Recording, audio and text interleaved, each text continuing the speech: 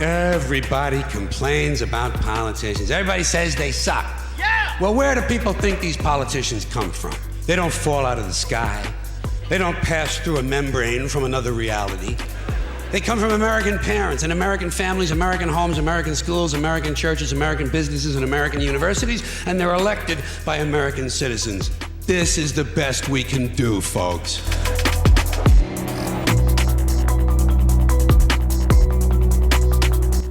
Hey, welcome to another bonus episode of Drop the Mask. I'm sure people in the libertarian world have seen that Dave Smith just said he will be voting for Donald Trump.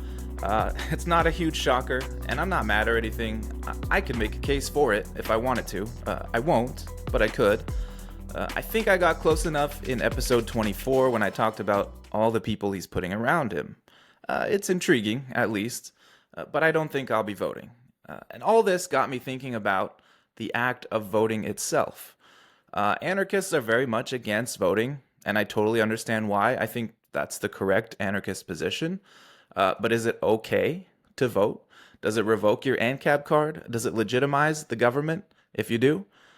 That's what I want to explore today. And look, I don't suffer from the delusion that voting in the right guy will bring peace and prosperity to the world. Not even the world. It's not going to bring peace or prosperity to anyone, except for the oligarchs. That's because the state is not a group of well-meaning people that want the best for us. It's an organized crime syndicate with a monopoly on legal violence. And having a different person at the head of it won't make a difference at the level that I'm still going to be a tax slave to the state. Right now, half my labor is taken from me to pay for the parasitic class to pretend to be benevolent, and they always end up murdering millions of people around the world instead. I don't believe in democracy. I don't believe it's good.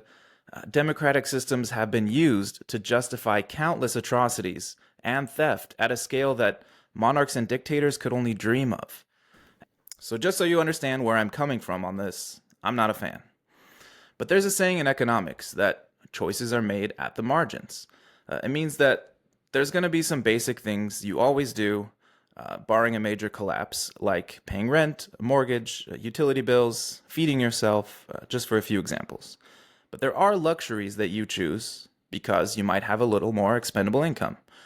And when things change, either you don't make as much money or prices have gone up, you might have to choose to let go one or more of those things on the margin. And it's not a perfect correlation, but in some ways, that can also be said about politics. I might expect very marginal improvements with voting that can make me a little bit happier, or disimprovements that can make me a little bit more miserable. And I do think this is true. An easy example, should I go vote on a ballot measure that raises my taxes? I will go vote no 100% of the time on these questions. I'm still paying taxes, it hasn't changed that fact, but they might not increase, and that's something. Thanks for listening to this intro for my second bonus episode. You can find the rest on my Locals channel at dropthemaskpod.locals.com. I'll link to it in the description so you don't have to type it out. It's free to watch or listen to, but if you do want to join the community and help support me, it's greatly appreciated. Use the code NOTA24 for a free month and access my back catalog of episodes that are no longer streaming out in public. That's NOTA24 for free access. Thank you, and I'll see you guys over there.